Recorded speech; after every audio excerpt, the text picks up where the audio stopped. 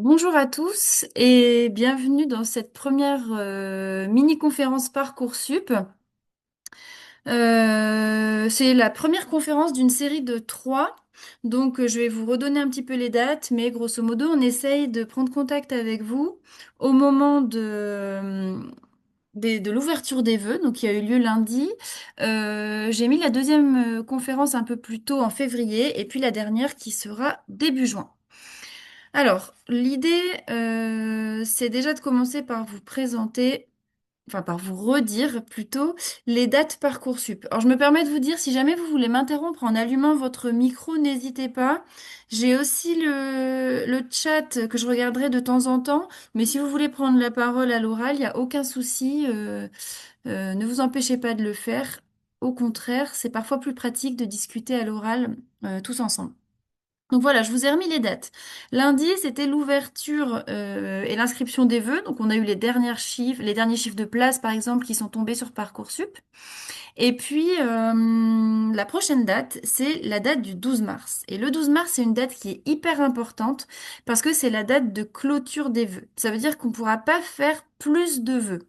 Donc entre le 19 janvier et le 12 mars, c'est bien la phase de formulation des vœux. Vous ne pourrez pas en rajouter après le 12 mars.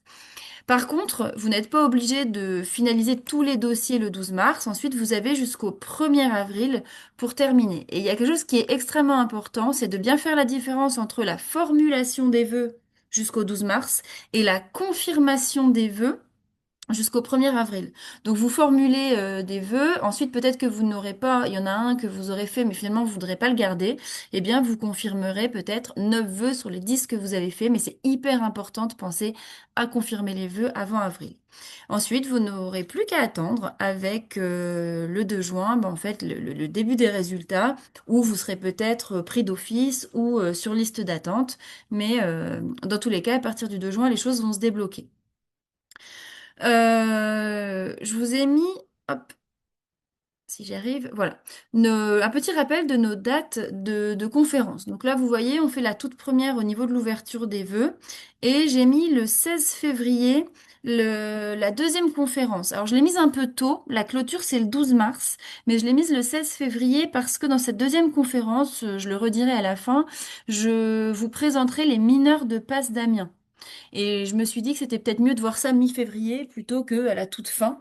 Donc, on se fera un petit rappel de tout ça en février.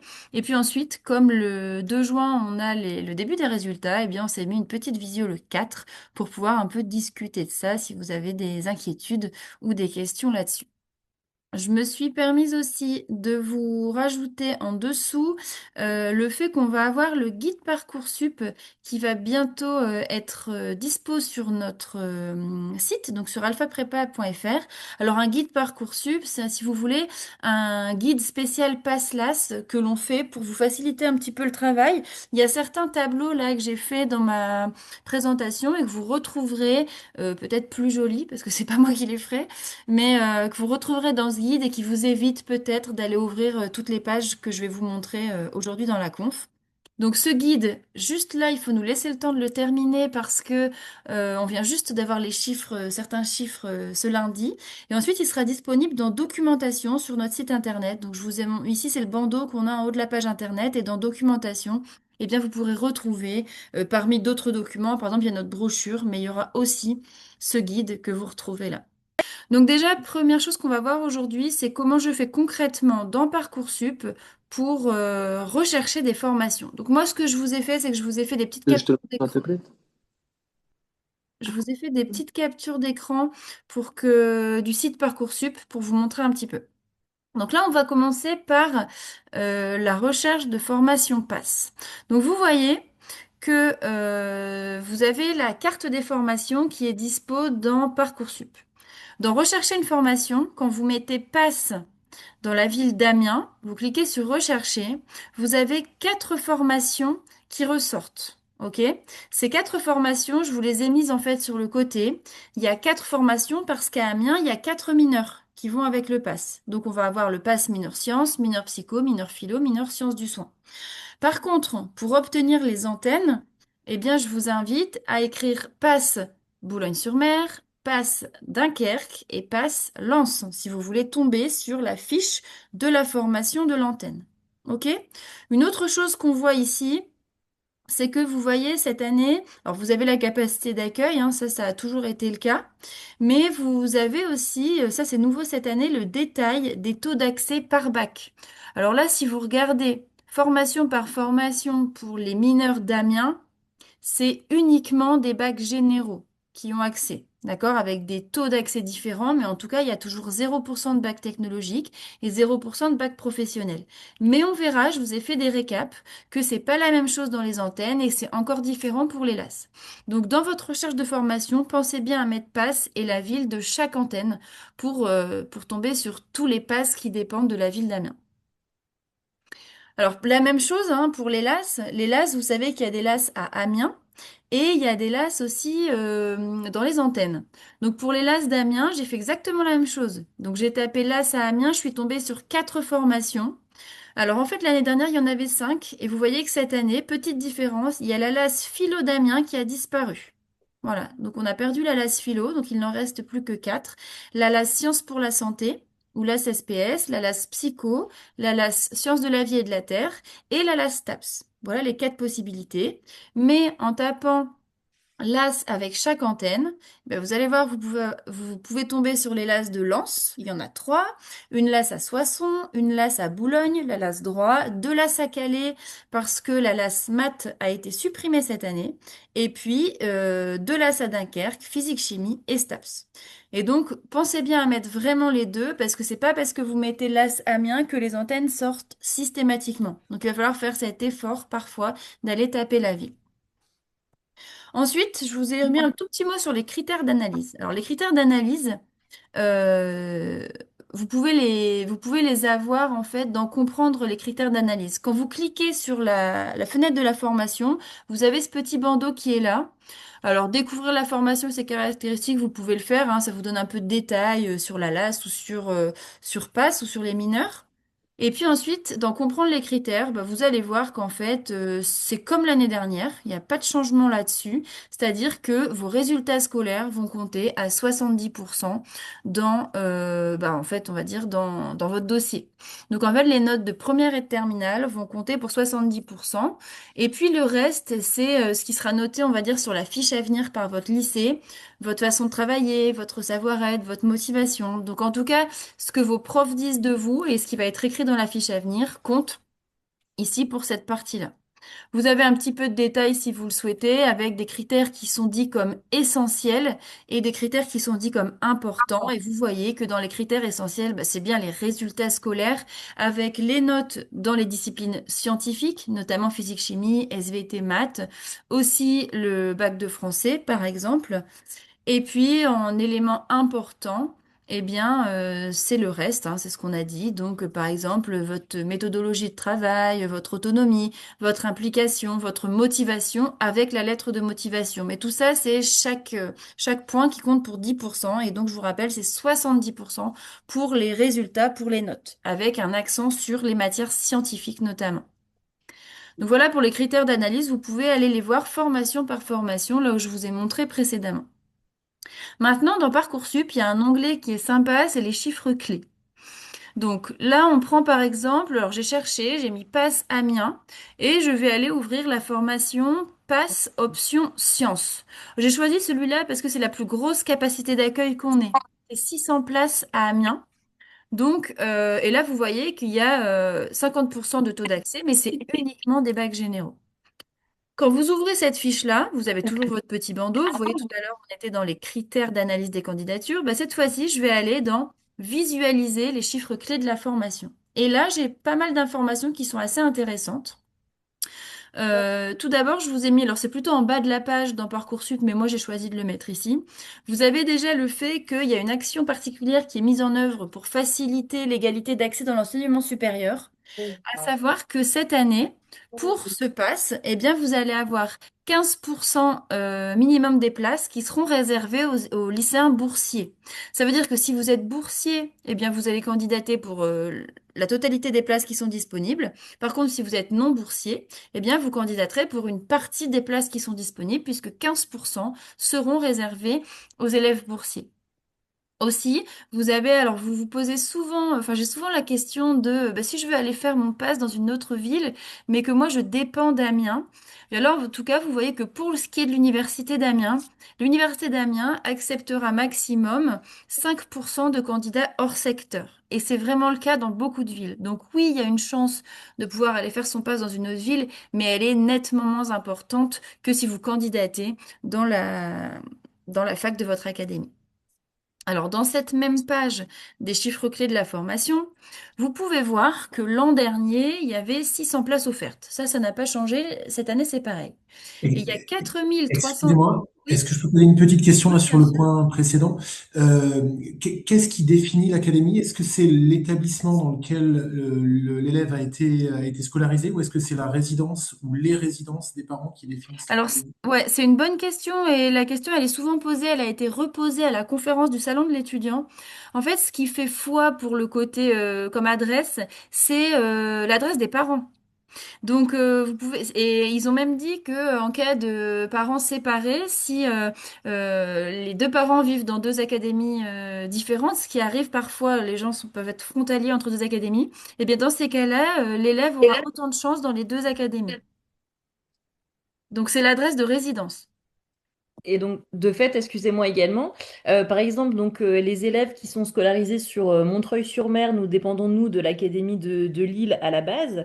Nous faisons donc partie seulement des 5%, puisque nous sommes considérés comme hors académie pour Amiens. C'est assez particulier pour les étudiants de cette région-là parce que normalement vous dépendez d'Amiens, mais sur la Côte d'Opale notamment, normalement les étudiants dépendent d'Amiens pour le pass. Par contre, on en a autant qui vont à Lille. En réalité, la plupart, en tout cas des lycéens que nous on voit, parce qu'on est dans des lycées partenaires et on est notamment à Montreuil, eh bien, ils sont acceptés dans les deux. Donc, D'accord, donc ouais, on dépend de il y a la l'Académie théorie d'Amiens. Ouais, et il c'est y a un la peu entre pratique. les deux. Oui, parce qu'on dépend de l'Académie de Lille, mais géographiquement, nous sommes plus près C'est d'Amiens. ça, c'est ça. D'accord. Ouais. Ok. Donc, par exemple, les Boulonnais, ils sont très nombreux à partir à Lille, alors que normalement, ils devraient partir à Amiens. Voilà. Bon. Ok. Donc, il y a des zones comme ça géographiques où c'est D'accord. un peu limite et franchement, on voit les deux. Donc, nous, on fait mettre, parce que, alors souvent, je sais pas si votre cas précis, mais nous, souvent, on a plus d'élèves qui sont intéressés pour aller à Lille. Et du coup, on leur fait mettre les deux. D'accord. Ok. Mais donc, Voilà. théoriquement, on fait partie seulement des 5%. On est. Bah, en théorie, c'est comme ça, ouais. Mais en réalité, c'est D'accord. autrement. Franchement, j'ai vu autant d'étudiants de la Côte d'Opale à Lille qu'à Amiens. Ok. Bon, donc Voilà. on considère que normalement. Mettez les deux. Très bien. Ouais. Merci. Et du coup, on voit ici, alors on avait 4350 personnes qui ont demandé un pass science et on a vu que après étude des dossiers par Parcoursup, en fait, après classement des dossiers, il y en a 1872 qui ont reçu une proposition d'admission pour finalement qu'il y ait 603 personnes qui intègrent la formation. Oh. Donc vous avez ce détail-là pour toutes les mineures et pour toutes les formations Parcoursup en général. OK? Donc ça vous permet d'aller voir. Et encore plus précis, maintenant vous pouvez aller regarder par type de bac. Ok, donc moi là, bah, j'ai tapé bac général parce qu'en fait, dans bac technologique et bac pro, vous pouvez faire le test, hein, vous avez un petit nombre de personnes qui ont postulé, mais aucun candidat en bac techno et en bac pro n'ont reçu de proposition. On a dit que c'était 0% de taux d'accès. Donc là, j'ai regardé pour bac général, vous voyez que sur les 4300, il y en a 3500 à peu près qui étaient d'un bac général, et c'est eux en fait qui ont occupé, qui ont eu toutes les places. Et là, vous voyez que c'est comme ça qu'est calculé le taux d'accès. Le nombre de personnes qui ont postulé par rapport aux candidats qui ont reçu une proposition d'admission. Donc ça, c'est le point numéro 2 des chiffres. Et alors, Parcoursup va encore plus loin maintenant, et c'est assez chouette, ça peut permettre de vous rassurer. Vous avez maintenant la possibilité de faire une simulation en choisissant ici les deux spé choisis en terminale, en mettant un curseur de la moyenne générale. Alors évidemment, c'est une estimation, hein. Vous mettez le curseur de la moyenne générale et vous validez. Et en fait, Parcoursup vous dit, voilà, il y a une moyenne qui est faite sur les 3 dernières années. Le constat avec ton dossier, c'est le suivant. Avec maths, physique, chimie et 15 de moyenne, tu as 80% de chances d'intégrer le pass mineur sciences à Amiens. Ok? J'ai fait la simulation en mixant les trois spé, hein, maths, physique, chimie, SVT, ça change rien. Ok? Donc quand on a ces deux spé scientifiques-là, on est toujours dans les plus de 80%, mais faites le test avec d'autres mineurs plus sélectives et vous verrez que on n'est pas dans les 80%. Et enfin, je vous ai rajouté ça, il y a un point numéro 4 qui est sympa aussi, qui vous évite parfois de faire la simulation aussi si vous n'avez pas envie de la faire. En fait, vous avez un récap du profil des lycéens qui ont été pris en passe mineure sciences à Amiens l'année dernière. Et là, Parcoursup vous dit, ben voilà, sur les 600 personnes qui ont eu un accès, il y en avait 80% qui avaient entre 13 et 18 de moyenne. Et les combos les plus pris, les combos de spé les plus pris, c'était maths, physique, chimie, ensuite physique, chimie, SVT, ensuite maths, SVT, etc. Donc il n'y a pas le détail des chiffres, mais ça peut permettre de rassurer certains en se disant, bon, ben, des fois il y avait des spé genre SVT, SES, ben, c'est possible de rentrer en passe à Amiens, même si on n'a pas les deux spé scientifiques. Donc ça, vous pouvez aller vous balader là-dedans et bah, essayer de voir dans votre cas ce qui vous intéresse, comment vous vous situez. OK? C'est un outil qui est pas mal. Alors pour formuler les vœux, je suis désolée, j'ai des captures de Besançon, mais peu importe, mes captures d'écran. Vous vous souvenez, on avait cherché le pass dans la ville qui nous intéresse. On clique sur la vignette de la formation qui nous intéresse. Et là, vous avez un petit carré ajouté à ma liste de vœux.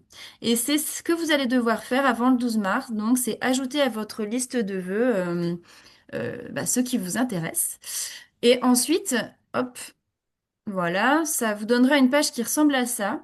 Et vous verrez que vous aurez la possibilité soit bah, de remplir votre dossier, donc la lettre de motivation maintenant, soit d'attendre. Parce qu'en fait, vous aurez, donc ça c'est celui de l'année dernière, mais vous aurez jusqu'au 1er avril, vous vous souvenez, pour remplir vos vœux et confirmer.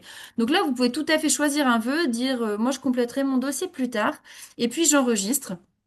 Ça vous fait un récap des vœux que vous avez choisis. Et puis ensuite, vous avez votre tableau de bord. Et votre tableau de bord vous dit, bah voilà, sur les 10 vœux que tu peux formuler, pour l'instant, tu n'en as fait que 3 et tu as fait 0 sous-vœux. Donc au fur et à mesure, votre compteur va être alimenté en fonction des vœux que vous faites.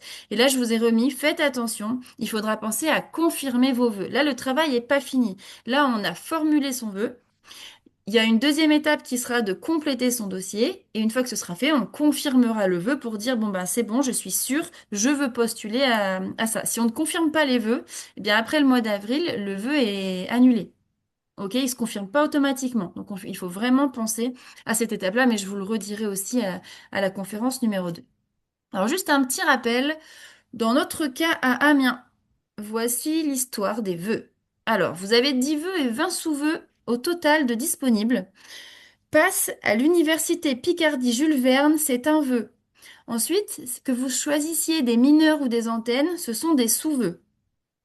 Ok, donc les antennes, c'est les villes, Boulogne, Dunkerque, etc. Par contre, pour les LAS, une LAS, c'est un vœu. Donc je vous ai fait un exemple pour que ce soit carré et clair pour tout le monde. Je choisis de faire un pass avec l'Université Picardie-Jules Verne. Je veux être sûre de moi. Je choisis les 4 mineurs et je choisis les 3 antennes. Donc j'ai tout coché comme ça. Moi, ce que je veux, c'est faire un pass. Dans ces cas-là, j'ai utilisé qu'un seul vœu. C'est mon pass à l'UPJV et 7 sous-vœux qui correspondent à mes mineurs et mes antennes. Donc j'ai encore 9 vœux et 13 sous-vœux. OK? Bonjour. Pardon? Oui, je Oui. me permets de vous couper. Je suis un élève de terminale et donc j'ai essayé donc de mettre un vœu.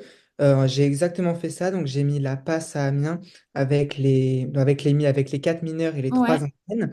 Et cependant, j'ai pas mes sous-vœux qui se sélectionnent. On nous a compté qu'un seul vœu et il y a toujours marqué dans le tableau de bord 0 sous-vœu. Ouais, alors ça c'est un bug de Parcoursup mais qu'on remonte depuis des années. Moi il y a 2 ou 3 ans, j'étais encore à notre prépa de Lille et à la conférence Parcoursup au Salon de l'étudiant, on avait fait cette remarque en disant, bah, en fait, le décompte des sous-vœux ne se fait pas correctement. Nous, à Lille, pour vous donner un exemple, on avait 13 mineurs. Et les étudiants qui cochaient les 13 mineurs n'avaient jamais 13 sous-vœux. Ça disait 6 sous-vœux, 7 sous-vœux, 8 sous-vœux. Et la réponse à ça de Parcoursup était, vous vous en tenez au compteur. Donc en fait, les gens réussissaient à faire plus de sous-vœux que ce qui était disponible, mais c'est pas grave, c'était pris en compte. Voilà. Ok, très bien. Ah, Voilà. merci. De toute façon, après, on reçoit. Alors, moi, j'ai demandé à mes étudiantes cette année de me montrer un petit peu le mail qu'ils recevaient. Et on reçoit un mail où c'est carré, où c'est vraiment bien marqué. Tu as postulé à tel vœu. Et du coup, au final, ça te fait un vœu et 9 sous-vœux. On reçoit un mail. Et en tout cas, c'est écrit noir sur blanc qu'on a postulé à tel mineur et telle antenne. Ok, Voilà. très bien. Merci beaucoup. Mais il n'y a pas qu'à toi, en tout cas, que ça arrive, t'inquiète pas, Oui. ça arrive à d'autres. Et du coup, par contre, si on prend les LAS à Amiens, vous vous souvenez, cette année, il y a 4 LAS à Amiens. Eh bien, 4 LAS, c'est 4 vœux. Donc là, il me reste 6 vœux. Ok? Ça, c'est clair pour Mhm. tout le monde? Ouais, ça va? Ok. Alors, je continue avec le nombre de places sur Parcoursup. Donc, je vous ai fait un petit tableau récap. Et en fait, vous l'aurez dans le guide Parcoursup. Mais comme il n'est pas encore sorti, bon, bah, je vous ai fait les tableaux pour aujourd'hui. Alors, pour passe à l'Université Picardie-Jules Verne, vous vous souvenez, les 4 mineurs d'Amiens. Et là, vous voyez que c'est un nombre de places qui est vraiment très différent d'une mineure à l'autre, hein. 600 places pour la mineure sciences, 100 pour sciences du soin et ensuite 30 et 20 pour psycho et philo. Donc psycho et philo, c'est vraiment des petites promos. Et puis là, vous avez les chiffres dans les antennes qui sont plutôt des petits chiffres aussi. Donc je vous rappelle, passe, c'est le vœu et tout ça, c'est des sous-vœux. Là, il n'y a pas de différence par rapport à l'an dernier, le nombre de places n'a pas bougé. Par contre, pour les LAS, il y a eu des toutes petites modifs, enfin toutes petites, il y a eu des suppressions quand même. Donc, vous voyez toutes les LAS qui sont dispo, c'est-à-dire toutes les LAS que vous pouvez faire avec l'Université Picardie-Jules Verne. Là, vous voyez qu'on a encore plus d'antennes, hein, parce que on a Boulogne, Calais, Dunkerque, Lens et Soissons. Parfois, le nombre de places semble anecdotique, hein. Soissons, c'est 10 places en STAPS, contre 30 par exemple sur Amiens. Voilà les petites choses qui ont changé. Donc, on avait dit au tout début de cette mini-conf que la LAS philo avait disparu à Amiens. En ce qui concerne la LAS droit de Boulogne, eh bien, elle a perdu 7 places. Donc, on passe à 36 places. Par contre, la LAS sciences de la vie de Calais a gagné 26 places. En fait, ce sont les 26 places qui étaient avant allouées à la LAS mathématiques de Calais. Donc, en fait, la LAS maths a fermé. Et c'est la Science de la vie qui a récupéré les 26 places. Voilà. Sinon, pour le reste, ça n'a pas changé. Qu'est-ce que ça implique d'être inscrit dans une antenne en termes de cours, de présence, et qu'est-ce que ça change dans la vraie vie, entre guillemets, pour l'étudiant? Est-ce- Alors, en théorie, quand on est inscrit dans une antenne, on doit aller suivre les cours dans cette antenne. Donc ça change beaucoup de choses, c'est-à-dire que si votre enfant est à Amiens, bah, il va prendre un appart à Amiens, il va pouvoir suivre les cours à la fac à Amiens.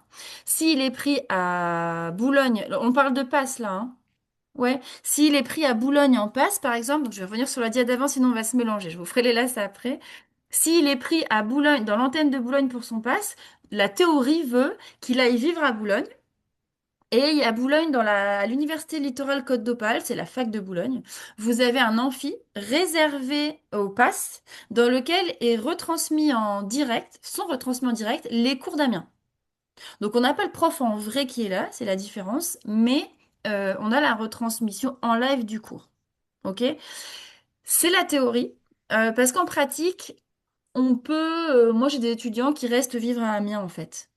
Et la difficulté, c'est que par contre leur mineur est à suivre sur le site. Donc ils peuvent suivre les cours à Amiens parce que pour l'instant les amphis sont pas surveillés. Donc ils peuvent tout à fait rentrer dans les amphis d'Amiens. Et puis bon, je pense qu'on s'est déjà vu, donc on en a déjà parlé, mais ils vont pas trop en cours les étudiants, donc ça les pénalise pas trop, on va dire. Par contre, bah, un étudiant qui est à Boulogne, il va devoir prendre sa voiture le mardi après-midi et le jeudi après-midi pour aller suivre sa mineure sur Boulogne. Et là, la mineure, elle est nécessairement présentielle. Ouais. Bah, nécessairement en présentiel, on a essayé hein, au début de l'année de demander aux facs est-ce que vous allez mettre les documents sur l'espace étudiant, etc. Mais en gros, la politique est plutôt de ne pas mettre les documents sur l'espace étudiant pour forcer les étudiants à venir au cours de mineurs. Parfois, ils arrivent à s'arranger. Alors, il y a des mineurs où l'appel est fait. En fait, il faut commencer au début de l'année. Il faut regarder si l'appel est fait, s'ils disent que c'est obligatoire. Si c'est pas obligatoire, parfois ils arrivent à s'arranger avec un copain en disant, bon ben toi tu vas le mardi, moi j'y vais le jeudi, et puis on se dira ce qu'il y a eu. Voilà. Mais c'est un peu plus contraignant que quand on est, quand on vit sur le site de sa fac, quoi. Ok, mais vous fournissez pas du coup les polycopies des mineurs Non, uniquement. nous on fournit les livrets des mineurs d'Amiens. Ah oui, d'accord, vous fournissez les mineurs d'Amiens, mais pas les mineurs des antennes. Non, on peut pas récupérer les cours des mineurs des antennes. Ok. Voilà. Et pour les LAS, parce que la question se pose aussi finalement du coup pour les LAS. Pour les LAS, en fait, faut vous dire que vous êtes inscrit en licence option santé, mais qu'en fait, l'option santé, c'est que des vidéos. Il n'y a rien à la fac là-dessus. Il n'y a pas de cours en présentiel, il n'y a même pas de cours en visio, rien. C'est vraiment des vidéos qui sont mises en septembre avec un examen en janvier. Donc même quand on est en licence accès santé, eh bien en fait, on suit les cours de la licence. Donc là, vous devez être 100% du temps à Calais pour suivre la licence sciences de la vie, par exemple. Voilà. Là, c'est plus important d'être sur site parce que c'est toute sa semaine qu'on va passer sur site, comme si on était dans la licence sans option santé. Voilà. En fait, l'option santé, elle est dématérialisée parce que vous voyez le nombre de licences concernées. On ne trouverait jamais un créneau horaire qui permet de réunir tout le monde et de faire un cours d'anat, quoi. Donc tout le monde se débrouille en regardant des vidéos de manière autonome. Ça va pour vous le nombre de places? Mhm. Ok. Alors je vous ai fait ensuite les chiffres de l'année dernière en récap, hein. Alors pas de panique, vous aurez tout ça dans le guide Parcoursup. Là c'est juste pour vous montrer un petit peu les taux d'accès. Vous vous souvenez, on avait dit au tout début de la visio qu'en fait il y a 0% de bac techno et pro qui sont pris dans les mineurs d'Amiens. Par contre, vous regardez dans les antennes, Boulogne, Dunkerque et Lens, là, vous avez un pourcentage parfois élevé d'acceptation de bac pro et de bac techno. Donc, ça peut être une possibilité pour les gens qui sont pas en bac général de suivre un pass via les antennes. Voilà. En fait, les antennes sont beaucoup moins demandées, hein. Vous voyez, le nombre de demandes par rapport à Sciences à Amiens, c'est beaucoup plus faible, hein. Et juste une dernière question sur le sujet Ouais. des LAS dans les antennes. Du coup, ça veut dire que vous, en termes d'accompagnement, quand on est en LAS à Dunkerque, admettons, vous avez assez peu d'étudiants qui viennent faire l'école en présentiel. Enfin, vous les voyez pas, les étudiants hein, que vous avez en prépa, du coup. Alors les étudiants en antenne, ils ont le choix en fait. C'est soit ils viennent quand il y a séance, mais c'est hyper compliqué. En plus, les cours en LAS, on doit les organiser le soir. Donc c'est souvent des cours de 18h30 à 20h parce que on arrive, alors on a un Discord hein, où on échange et on essaye de trouver un créneau. Au premier semestre, on n'a jamais réussi. Là, je crois que j'ai 12 licences différentes parmi mes étudiants. Impossible de trouver un créneau en journée qui corresponde aux 12. Donc c'est le soir, 18h30, 20h. Et donc, quand on est en antenne à Calais, à Lens ou je ne sais quoi, en général, ils viennent pas. Par contre, ils sont en visio. On les a Ok. en Zoom pendant le cours. Ils peuvent suivre le cours à distance en live. Et en qualité de suivi, du coup, vous avez le sentiment que c'est pas forcément un peu dégradé par rapport à, enfin, des étudiants qui sont, Bah, ils qui, perdent pas le... Ils perdent... Alors, à mon avis, il faut avoir des grosses compétences de concentration plus que quand on est dans la salle de cours, forcément. Par contre, euh, ils peuvent poser des questions, donc ils nous interrompent, ils allument leur micro, comme vous faites, et puis ils nous posent des questions. Donc, s'ils ont besoin de dynamique, la dynamique, elle est là. ok, ok, oui. Par contre, souvent, je vous cache pas qu'ils n'allument pas nécessairement leur vidéo, etc. Et ça dépend. Il y a des étudiants qui jouent le jeu, qui sont là, je les vois, et il y en a d'autres qui n'allument pas et qui sont un peu plus passifs. Voilà. Ok, enfin, en tout cas, il y a pas de, c'est pas discriminant en termes de résultats d'admission. Vous n'avez pas enfin, je sais pas, Franchement, en LAS, En là, ça change pas grand-chose, hein, parce que de toute façon, tout le monde est sur son site, tout le monde est à fond dans sa licence, et on va dire que nous, on leur rythme leur option santé pour leur faciliter la vie. Donc, on lasse pas trop. En passe, c'est plus impactant. En passe, les taux de réussite, j'ai pas de chiffres, hein, mais clairement, les taux de réussite dans les antennes sont moins élevés. Alors, pour deux raisons. La première, c'est que les meilleurs dossiers Parcoursup sont allés à Amiens. Donc, c'est pas forcément les meilleurs dossiers Parcoursup qui sont en antenne. Et la deuxième raison, c'est que pour rester focus, pour avoir un rythme de travail de passe quand on est 30 dans une fac où tout le monde est en licence, c'est hyper difficile. Ok. Voilà. Là, Et ici, tout le monde est dans le même mood. Bon, il y a personne qui se tourne les pouces. Enfin, on est obligé de travailler. Dans une fac où c'est majoritairement des licences et où on est 30 à devoir travailler comme des passes, c'est plus dur. ouais, C'est donc plus vous, difficile. vous préconisez plutôt quand même, même enfin en passe, quelqu'un qui serait pris dans une antenne en passe, qui soit domicilié, enfin domicilié, qui bosse depuis Amiens et qui vienne uniquement faire sa mineure, donc le mardi et le jeudi, en assumant le déplacement, quoi. Bah, c'est compliqué hein, parce qu'il y a quand même du coup le temps de trajet à prendre en compte. C'est du temps perdu Bon, quoi, frère. quand même. Ouais, en fait, ça dépend. Si on est face à quelqu'un qui est hyper autonome, hyper cadré et tout, il peut faire. On a des gens qui sont passés à Boulogne par exemple, hein. Mais il faut être plus solide que... Voilà, les gens un peu moins solides, c'est sûr qu'ils sont sur Amiens, tout le monde bosse, ils viennent à la prépa, bah, ils n'ont pas le choix, il faut qu'ils bossent. Donc, si on a besoin d'être cadré, c'est plus simple sur Amiens, ouais. Ok, top, merci, très clair. Du coup, voilà, vous allez pouvoir, avec le guide, hein, là, analyser tous ces chiffres-là, ça vous paraît peut-être un peu compliqué, mais les choses que je voulais vous montrer, c'était ça. C'était le fait que les bacs pro et techno avaient plus de chances dans les antennes qu'à Amiens. Et la deuxième chose, c'est que par contre, sur Amiens, vous voyez que les taux d'accès sont très différents en fonction des mineurs. Donc, c'est pas très difficile d'intégrer sciences et philo. Sciences parce qu'il y a beaucoup de place et philo parce que c'est pas très demandé. Par contre, c'est beaucoup plus difficile d'intégrer psycho et sciences du soin. D'accord? C'est toujours les deux mineurs qui sont les plus difficiles à intégrer. Parce que moins de place et puis quand même relativement demandé. Voilà. La mineure sciences du soin, pour ceux qui ne la connaissent pas, c'est celle qui permet aux étudiants qui ne réussissent pas à accéder en médecine, maïotique, kiné, etc. Ils arrivent en LAS 2, en IFSI. Donc ils font leur deuxième année dans une école d'infirmiers. Donc souvent, ça intéresse un peu les gens de se retrouver en deuxième année plutôt que de se trouver en deuxième année de philo, par exemple. Voilà, c'est pour ça qu'elle est assez demandée. Alors pour les LAS, le tableau est énorme. Je suis désolée, j'ai dû mettre en petit les pourcentages qui sont là. Vous vous souvenez des LAS dont on a parlé tout à l'heure? Eh bien là, vous voyez que les taux d'accès sont assez variables, c'est-à-dire que cette LAS-là, j'en parle très souvent en journée porte ouverte. Vous avez déjà m'en entendre parler parce que c'est la LAS SPS ou Sciences pour la santé. C'est la LAS qui permet d'arriver en deuxième année de médecine, par exemple, avec beaucoup moins de lacunes que si on avait fait une LAS SVT, par exemple. D'accord? Donc cette LAS-là, vous voyez que c'est celle qui a le plus de place. C'est celle aussi qui est la plus demandée. Et pourtant, vous voyez, alors évidemment, il y a peu de personnes qui la demandent, donc le 32% de bac pro, si vous ferez la simulation sur Parcoursup, il y a que, je sais plus, 14 bac pro dans la promo, mais quand même, c'est une chance d'accéder. Là où vous avez 0% de chance en passe, eh bien, vous avez une chance d'intégrer en LAS SPS. Donc, c'est assez intéressant de voir ça. Et vous voyez que, bah, voilà, le pourcentage en SVT, c'est 57%, c'est assez élevé. Et puis, quand on commence à taper dans les antennes, eh bien, vous voyez qu'il y a même des 100%. Voilà, je prends Calais, la LAS physique-chimie, il y a 173 vœux qui ont été formulés. Eh bien, les 173 personnes ont eu une proposition, quoi. Donc, quel que soit le bac d'origine, c'était si tu veux y aller, t'y vas. Ok? Donc, ça va être important de considérer tout ça pour faire ses vœux derrière. Alors justement, passons aux conseils pour terminer cette conf.